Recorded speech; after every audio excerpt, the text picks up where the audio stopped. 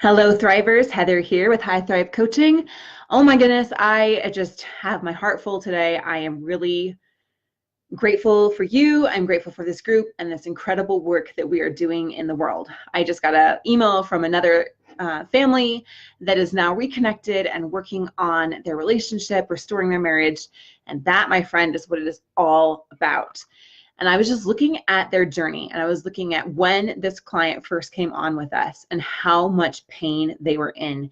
And they were in a cycle of pain, in a cycle of addiction, in a cycle of self-destruction and destruction within their marriage, within their home. And being able to see them now, get them through to the other side, really teaches me and teaches each of us the power of pain. And I'm going to talk today about the pain potential, okay? I was just listening to Michael Beckwith, and he is a teacher at Mind Valley Institute. And he says that we are all here to have a human experience, to learn and to grow and to contribute to the world. Now, that's like the basis of most religions, right? I think most people would subscribe to that. We're here to learn, we're here to grow, we're here to become our very best selves. And with that, he says that there are two ways that we learn, and he calls them Satori and Kensho, okay? So Kensho is growing through pain. Most of us, we're in a phase of life where we grow a lot through high school, we grow a lot through college, and then most of us plateau. And we get into our comfort zone, and we get on a plateau where we kind of stay the same. We're not really learning, we're not really growing, and we tend to do the same things year after year, day after day, and we repeat the same things over and over and over again. All right? And what happens is that our inner being, right, is at odds with that, and it will cause things to happen in our life, like building a business, putting our entire heart into it, building up a career, only to get laid off, have your business go bankrupt. That's painful, right? That's really painful. It could look like, you are eating one way and you're taking care of your body one way, and then all of a sudden you get diagnosed with a major illness like diabetes, or you have a stroke or a heart attack, and all of a sudden that pain right there causes you to completely transform the way you look at nutrition, the way you look at food. You completely change and transform your lifestyle. All right, let's look at it from relationships. You're in a relationship, you give your heart to someone, you're completely vulnerable, you fall head over heels. That person leaves you for another person, and you go through that pain and that heartbreak. And that pain forces us to learn and to grow if we let it, right? That's the goal with Kensho, is that we learn from our challenges, we learn from our mistakes, we learn how to do it better. We learn how to not repeat those mistakes, to learn healthier ways of eating, or a better way of running a business, or a better way of communicating and meeting needs in a relationship, right? So that's Kensho, and that's fine. However, a level even above that is what he calls Satori, which is growing through insight. And I just want to share something that happened last night in our group coaching session. I'm not going to say his name, but in our group coaching session, one of our clients asked me if I had an additional meditation for them. Meditation, like Leah said yesterday in our live stream, is a very foundational piece of what we teach. Creative visualization, knowing what you want, because our minds are so incredibly powerful. When you can tap into that and learn how to focus and harness the power of your mind, then you start to see those results in your life. So he was asking me for another meditation. And I'm like, well, that's fine. However, I feel like there's something else going on there, right? So we dug a little bit deeper, layer by layer. I'm just looking to get to, I just feel a little bit blocked, and I don't know why. Okay. And I didn't know why either. That's why we do this coaching. That's why we do this process.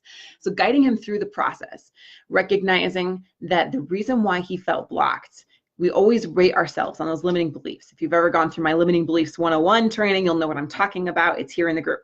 So go look that up, or if you're on YouTube, go look it up there.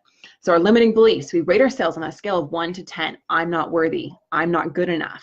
I'm not patient was one of his former limiting beliefs. So he only rated himself at a 3 on that one. On a 3 on a scale of 1 to 10. We're looking for 6 to 10 higher. is one that we really need to work on, because that right there, that limiting belief, is a false story that you've picked up over your childhood, over your life, and most adults will live in that place and repeat that same story over and over and over, and they will continue to get the same painful results or just the mediocre results, right? And they're not really growing, they're not really learning, and they're not thriving, because growing equals thriving, okay? So now we had to go dig a little bit deeper. What is it that's blocking him? And we uncovered it was the real root of the whole thing was he was unable to forgive himself. He had made some very wrong choices in his relationship. He had hurt his wife very deeply, and he was unable to forgive himself. And when we uncovered that right there, that is where the magic really starts to happen, because we recognized that inability to forgive himself, subconsciously, it was pushing his spouse away. Subconsciously, he was pushing his spouse away. His spouse could sense it, even if we can't articulate these things in words. And he couldn't articulate it until we got to that kind of level, right? And it takes some work to get there. But when we got there, it was like, oh my goodness, this is it. This is what is under everything, is that I can't forgive myself. I subconsciously think I need to punish myself. And so every time he would have a success in his career or something like that, he would do really good. Even if it was really a good interaction with his wife, he would immediately diminish it, and he wouldn't allow himself to feel the full joy of that experience and of that accomplishment. Can you relate to that?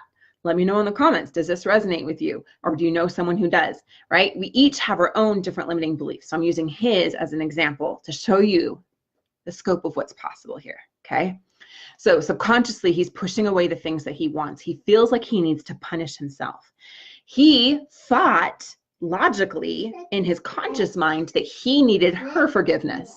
And when she was not willing to give that and not willing to give him commitment, he felt like he was stuck, that was what was blocking him. But we realized together, and this is true for all of us, that her forgiveness still would not remove that limiting belief. Even if she said those words, I forgive you, he would still hold on to, I can't be forgiven. I can't let this go. So working through that, recognizing that that was what was showing up for him. That was continuing to keep him in the cycle of pain. Right? This is how we have the pain potential. Now we can shift that. We can remove that limiting belief so it's not showing up for him anymore. It's going to take some work, and we have a very specific method that we guide him and all of our clients on how to do that, so that we can get that, right? It was at an 8, 10 level down to a 0, and replace that programming, it's actually neural pathways in your mind with the true belief and connecting to who you really are. And so when you can find some stillness, when you can take some slow, deep breaths and listen to who you really are, the answers will come. I am deserving of forgiveness. I will forgive myself. I am forgiving myself. I love myself. I forgive myself. And finding that release, finding that truth, then moves us into Satori. When we're connected with our true being, with who we really are, that is when we can grow through insight. That's when we can grow not just from pain, but pain is there to teach us. It's there. It comes to us to help us get to the next level. So it's a beautiful thing. It's there to serve us if we allow it to. The choice is ours. We can continue to stay stuck in the pain, or we could ignore it and things will go better for a little while and we'll think everything's fine, and then boom, we'll hit the wall again, we'll hit rock bottom, and we'll be forced eventually to hopefully make the changes. But again, it's always up to us. Or we can learn through that pain how to connect to our inner being and to become who we're really meant to be.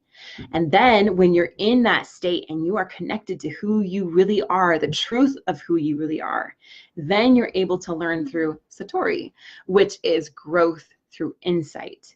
You're so keyed in that the aha moments just come, and you just have, the impressions and the feelings that guide you exactly where you're meant to be. And people on the outside, they think you're lucky, but that's not what it is. It's that good things show up and you're able to become a creator in your own life. So that's what we call the awakening. And that is what really the whole crux, not the whole crux, what's the word? The whole center of the whole method, let's say it was the whole heart. There we go. That's what I'm looking for. The whole heart of the method that Mark and I teach with our restoration equation is to come to that level of awakening, so that life isn't something that happens to you. It is something that emerges from you in exactly the way that you want, because you are a powerful creator, and it's in each of us. We are worthy. We are capable. We are intelligent. We are capable of forgiving and loving and releasing the past and learning from our pain, growing, connecting with our inner being so that we can have that awakening, and we can learn not just from pain, not just from hitting rock bottom, but learn from the insights that our inner being wants to share with us. So that's my message to you today. I hope that this inspires you. If it does, let me know. If you would like more resources for this, if you would like to learn the method that Mark and I teach, we will be opening the doors for our one-on-one coaching soon, and that'll be really awesome. It's not yet. Our doors are actually closed right now, but in a couple of weeks, we're going to be opening our doors again.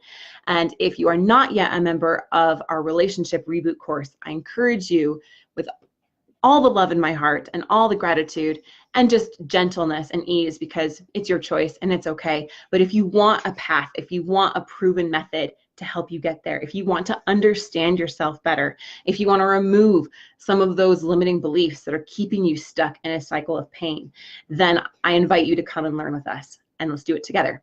So we are offering our relationship reboot course right now. If you're watching this at this time, right now, only live. If you're watching the replay, it's probably not happening.